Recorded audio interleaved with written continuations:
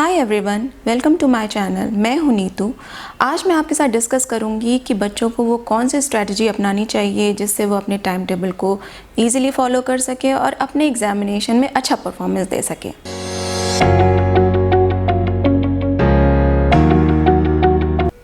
United nation की report के अनुसार 166 कंट्रीज़ में स्कूल्स और यूनिवर्सिटीज़ बंद कर दी गई जिससे कोरोना वायरस को फैलने से रोका जा सके।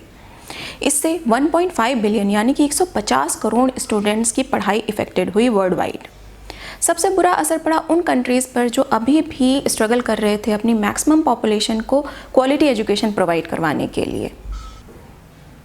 इस चैलेंजिंग टाइम में हमारे सामने कुछ ऐसी चीज़ें आई जिसके लिए हम बिल्कुल प्रिपेयर नहीं थे, जैसे कि ऑनलाइन एजुकेशन। ये कॉन्सेप्ट बिल्कुल नया है स्कूल्स के लिए भी, स्टूडेंट्स के लिए भी और उनके पेरेंट्स के लिए भी। इस टाइम में बड़े सारे स्टूडेंट्स अपने आप को हेल्पलेस फील कर रहे हैं या प्रॉपर गाइडेंस नहीं मिल पा रहा है उनको कि आने वाले एग्जामिनेशन के लिए वो खुद को कैसे प्रिपेयर करें। तो इसका सबसे आसान तरीका होता है कि खुद को मोटिवेट रखने के लिए आप इस तरह के टाइम टेबल को फॉलो करिए जो आपको धीरे धीरे आपके गोल की तरफ ले जाए। जैसा कि हम सभी को पता है कि टाइम टेबल की हेल्प से हम अपने लिमिटेड टाइम और एनर्जी को इस तरह से मैनेज कर सकते हैं कि हम अपना बेस्ट परफॉर्मेंस दे सकें। लेकिन इसके और भी फ़ायदे होते हैं, जैसे हमारी स्टडी रूटीन इफ़ेक्टिव हो जाता है, हमें गोल डिसाइड करने में इजी होता है, हमारे असाइनमेंट और प्रोजेक्ट्स टाइमली कंप्लीट हो जाते हैं और लास्ट मोमेंट की टेंशन और घबराहट से हम फ्री रहते हैं। तो चलिए आज के वीडियो में मैं आपके साथ यही शेयर करने वाली हूँ कि आपको आने वाले एग्जामिनेशन या कंपटीशन में 100% सफलता के लिए किस तरह का टाइम टेबल फॉलो करना चाहिए। सबसे पहले दोस्तों मैं आपको बताऊंगी कि टाइम टेबल्स में कौन से डूज होने चाहिए, कौन से डोंट्स, यानी कि कौन सी बातें आपको करनी है और कौन सी बातें नहीं करनी है।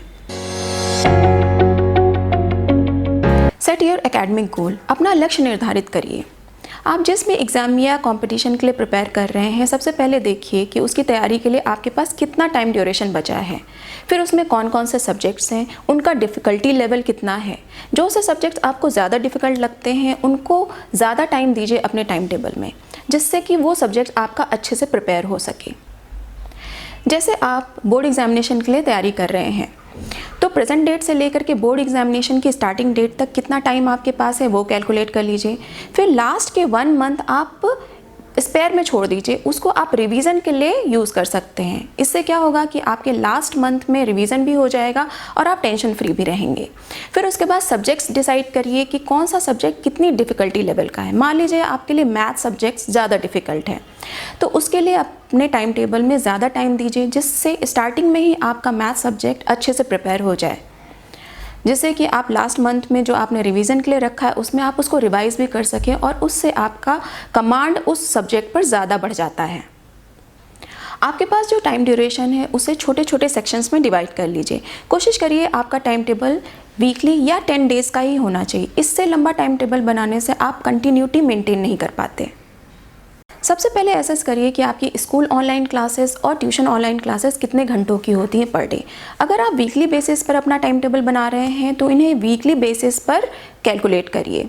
उससे क्या होगा कि आपके पास पता रहेगा कि 1 वीक में आपको कितने घंटे ऑनलाइन ट्यूशन या ऑनलाइन क्लासेस के लिए डेडिकेट करने हैं और कितने घंटे सेल्फ स्टडी के लिए डेडिकेट करने हैं। उसके बाद उसमें आप वीकली इंटरटेनमेंट आवर्स को भी जोड़िए, क्योंकि हर समय आप पढ़ाई नहीं कर सकते, उसके लिए आपको थोड़ा सा ब्रेक भी चाहिए। आपके इंटरटेनमेंट में स्पोर्ट्स और सोशल कमिटमेंट भी शामिल हैं। आपका ओवरऑल डेवलपमेंट तभी होता है जब आप फिजिकल और मेंटल दोनों तरीके से अपने आप को ट्रेन करते हैं। याद रखिए, आपको इंटरटेनमेंट के लिए मोटिवेशन की ज़रूरत नहीं पड़ती, लेकिन स्टडीज़ के लिए या किसी एग्ज़ाम को क्वालिफाई करने के लिए आपके 2 फैक्टर्स बहुत इंपॉर्टेंट होते हैं, वो है self dedication and self studies. Time table format, आप अपना टाइम टेबल पेपर पे लिख सकते हैं, प्रिंट आउट ले सकते हैं, या अगर आप कोई गैजेट यूज़ करते हैं जैसे लैपटॉप या मोबाइल, आप उसमें भी उसको बना सकते हैं। लेकिन कोशिश करिए कि आपका टाइम टेबल हमेशा आपके सामने होना चाहिए, ये एसेसिबल होना चाहिए, जिससे आपका गोल भी आपके सामने ही रहता है। ऐसा करने से आप अपने गोल को लगातार विजुलाइज करते रहते हैं और इसके लिए आप लगातार अपने बिहेवियर को इस तरह से रूटीन में लाते हैं कि वो आपके हैबिट में आ जाता है, जिससे आपको टाइम टेबल फॉलो करने में कोई परेशानी नहीं होती और धीरे धीरे आप अपने गोल की तरफ बढ़ते चले जाते हैं। Be more stringent to follow your timetable, अपने टाइम टेबल को स्ट्रिक्टली फॉलो करिए। किसी भी टाइम टेबल को फॉलो करना स्टार्टिंग में थोड़ा मुश्किल होता है क्योंकि हमारा बिहेवियर उस हिसाब से सेट नहीं होता, लेकिन धीरे धीरे अगर आप लगन और मेहनत से उसके रूटीन को फॉलो करते रहते हैं तो वो टाइम टेबल आपके बिहेवियर में इम्बाइब हो जाता है। इसका मतलब है कि वो आपके हैबिट में आ जाता है और उसके बाद अगर आपके हैबिट में है वो, तो उसको फॉलो करना कोई मुश्किल बात नहीं होती है। आपका टाइम टेबल एक ऐसा टूल है जो आपके गोल को किसी भी कंडीशन में अचीव करा सकता है। तो ये ध्यान रखिए कि अगर आपका टाइम टेबल आपके बिहेवियर में आ चुका है, इम्बाइब हो चुका है, आपके हैबिट में इम्बाइब हो चुका है, तो आपको डरने की कोई ज़रूरत नहीं है। किसी भी तरीके का मुश्किल से मुश्किल एग्ज़ाम हो, कॉम्पिटिशन हो, आप ईज़िली उसको अचीव कर लेते हैं। वो काम जिसे आपको बिल्कुल नहीं करना है जब भी आप अपना टाइम टेबल प्लान कर रहे हों। Do not follow others time table. कभी भी दूसरों के हिसाब से टाइम टेबल फॉलो मत करिए। आपका तरीका अलग है, आपका पढ़ने का अंदाज़ अलग है, आपका समझने का ढंग अलग है, फिर दूसरों के टाइम टेबल को क्यों फॉलो करना।